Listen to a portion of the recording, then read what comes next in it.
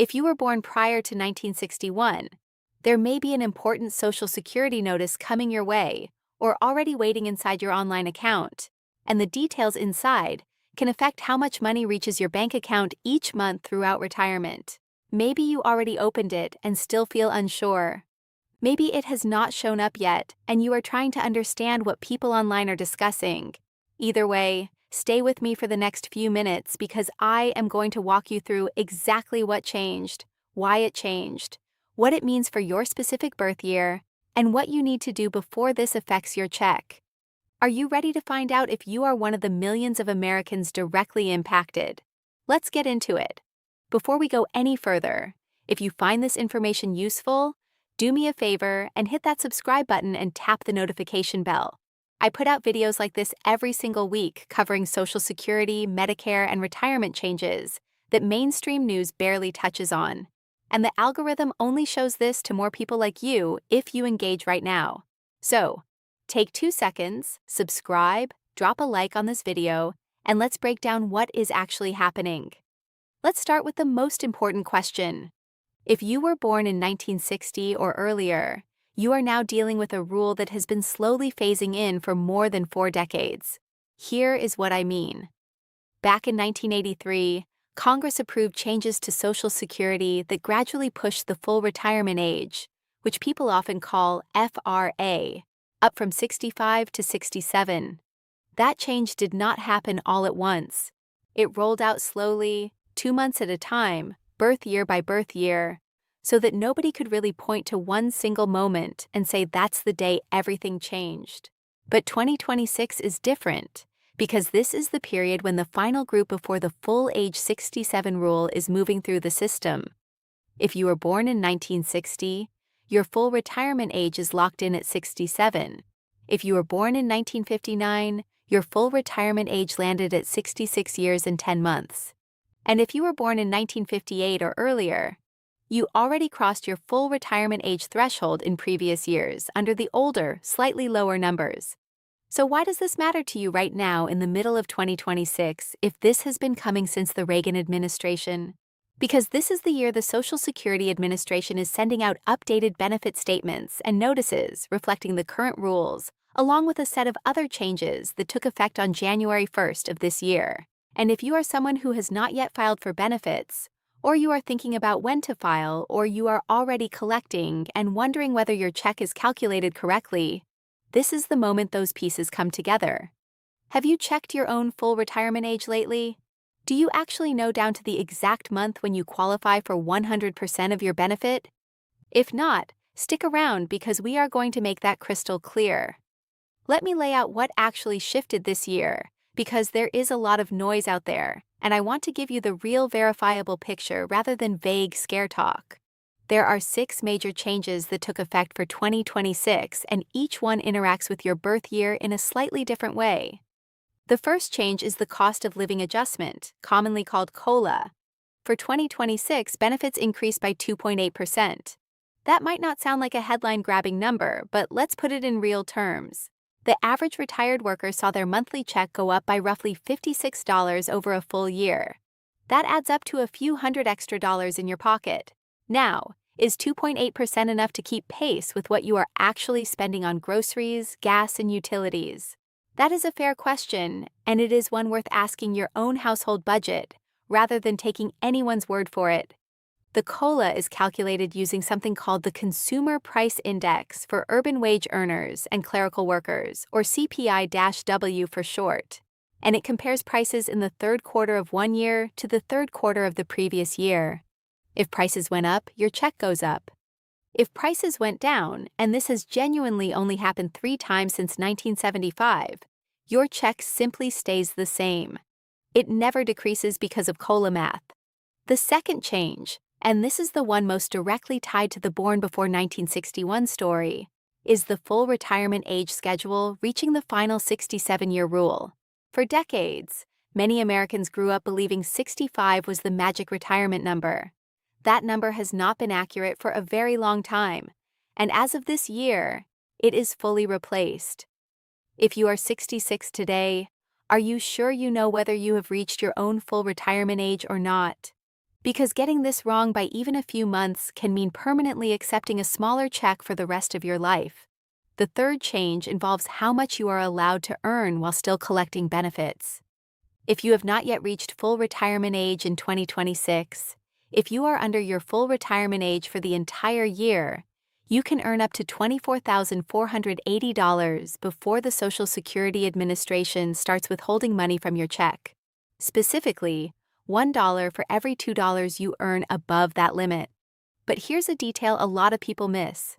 In the year you actually reach full retirement age, that limit jumps dramatically higher to $65,160. And the withholding rate becomes more forgiving too, at $1 withheld for every $3 earned above the limit. And once you cross into full retirement age, this earnings test disappears entirely. You can earn as much as you want with zero reduction. Did you know that distinction existed? Because I talk to people all the time who quietly reduce their work hours out of fear of losing benefits, when in reality, money withheld under this test is not lost. It is repaid to you later through a higher monthly benefit once you hit full retirement age. The fourth change is on the tax side. The maximum amount of your earnings subject to Social Security tax jumped to $184,500 for 2026, up from $176,100 the year before. If you are still working, this means a bit more of your income gets taxed for Social Security this year, which, yes, might sting a little on your pay stub, but it also feeds directly into the system that funds the checks going out to today's retirees, including possibly you or your parents. The fifth change involves Medicare, and this one deserves special attention because it directly eats into that COLA increase we just talked about. The standard Medicare Part B premium rose from $185 a month in 2025 to $200 and $2.90 a month in 2026. For most beneficiaries, this premium is automatically deducted straight from your Social Security check before it ever reaches your bank account. So, when people say, "My COLA increase disappeared," this is very often exactly why. Do the math with me for a second.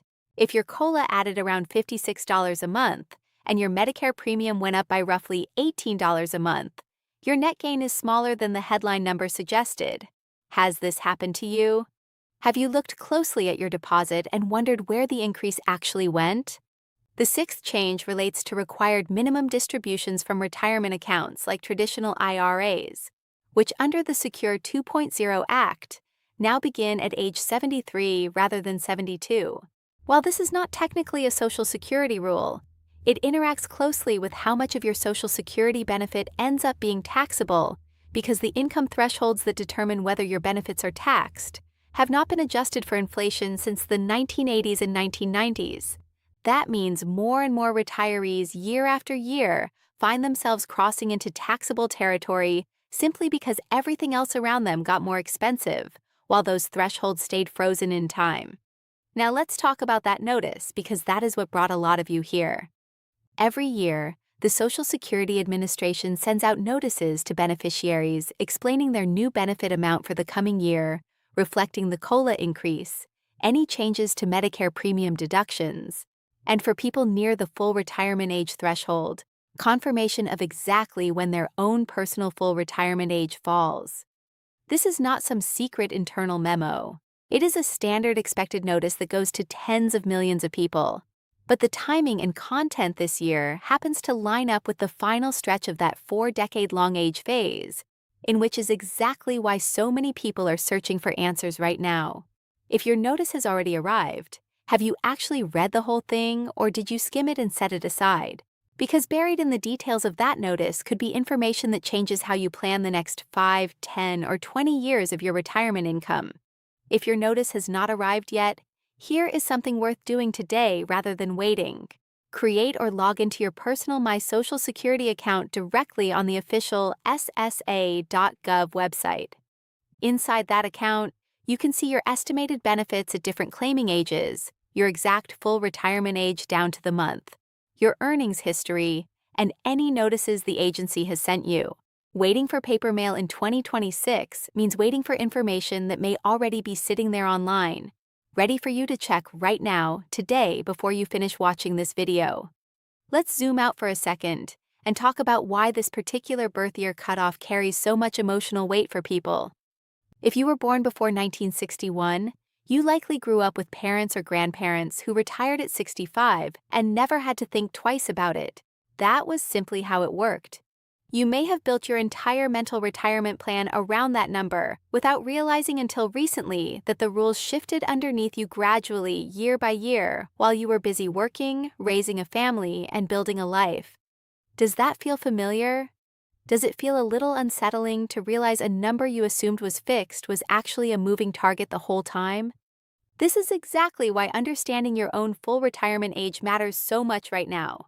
Claiming benefits even 1 year before your full retirement age results in a permanent reduction of your monthly check. And I want to stress the word permanent because it does not correct itself later. If your full retirement age is 67 and you claim at 62, the earliest possible age, your benefit is reduced by up to 30%, and it stays reduced for as long as you live. On the flip side, if you delay claiming past your full retirement age, your benefit grows by roughly 8% for every year you wait all the way up until age 70. After 70, there is no additional benefit to waiting further. So, that is generally considered the practical ceiling. Think about what that actually means in dollar terms. If your full retirement age benefit would have been $2,000 a month, claiming at 62 might bring you down to around $1,400 a month. Waiting until 70 could push that same benefit up toward $2,480 a month. That is more than $1,000 swing every single month for the rest of your life, based purely on timing. Have you ever sat down and actually calculated what claiming early versus claiming late would mean for your household? Most people have not. And that is not a criticism. It is simply because this information is scattered, confusing, and not explained clearly by the agencies that should be explaining it. Here is something else worth knowing. If you are married, widowed, or divorced, spousal benefits, which can be worth up to 50% of your spouse's full retirement age benefit, are also affected by these same age rules. If you claim spousal benefits before your own full retirement age, that amount gets reduced too. And if you are divorced, as long as your marriage lasted at least 10 years and you have not remarried, you may still be entitled to benefits based on your ex-spouse's earnings record. And here is the detail that surprises people the most. Your ex-spouse does not even need to have filed for their own benefits yet, and they are never notified that you have claimed against their record. Did you know that option existed? How many people do you think are leaving that money on the table simply because nobody ever told them it was available? For widows and widowers, the rules shift again.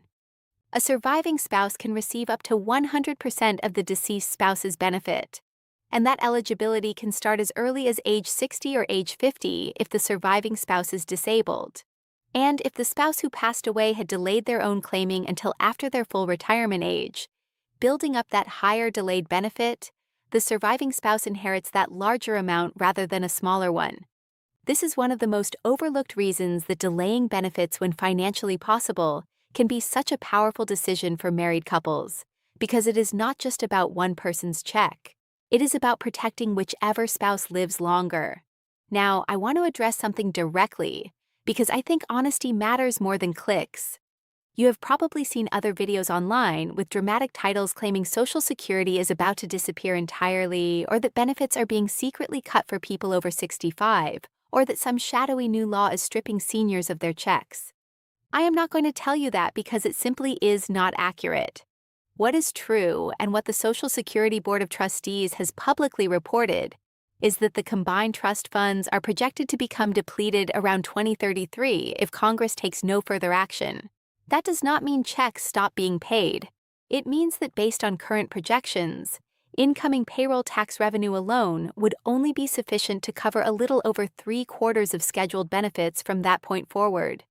Unless lawmakers act before then, which historically, going back to the 1983 reforms we talked about earlier, is exactly what Congress has done when previous shortfalls approached. Is that a real serious issue worth watching? Absolutely. Is it the same thing as your check is being eliminated next year? No.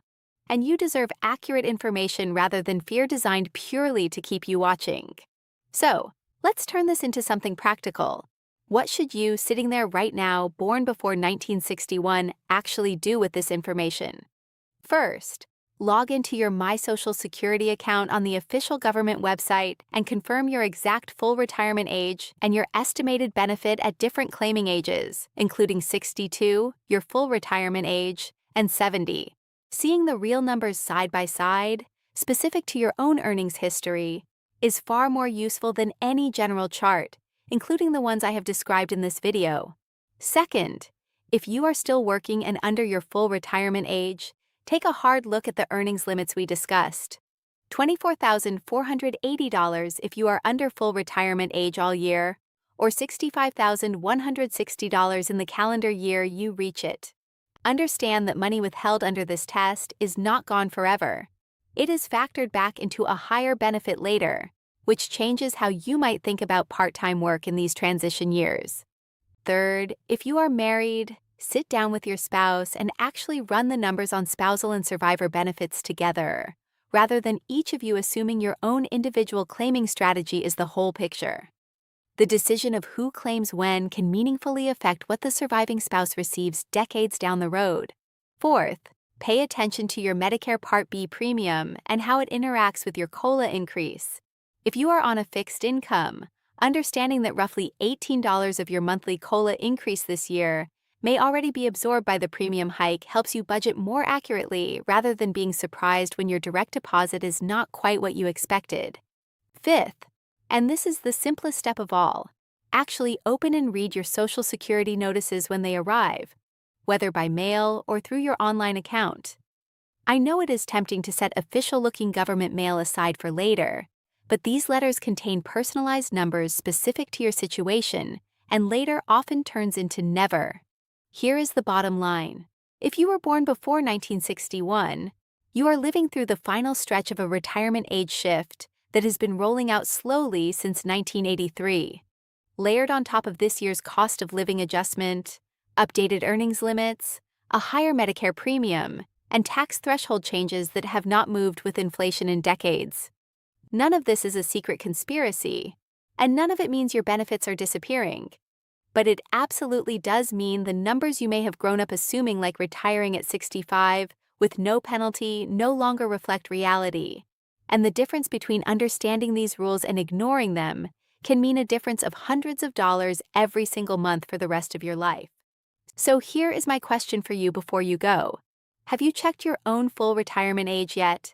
Do you know what your benefit would look like at 62, at your full retirement age, and at 70? If you are not sure, that is completely okay. But make today the day you find out using your own My Social Security account, rather than relying on someone else's general numbers, including mine. If this video helped clear things up for you, do me one more favor. Hit that like button so more people searching for real answers instead of fear-driven headlines can find this video. Subscribe if you have not already, because I break down changes like this every single week as new rules and notices come out. And drop a comment below telling me your birth year and whether your notice has arrived yet. I read every single one, and it helps me know exactly what to cover next.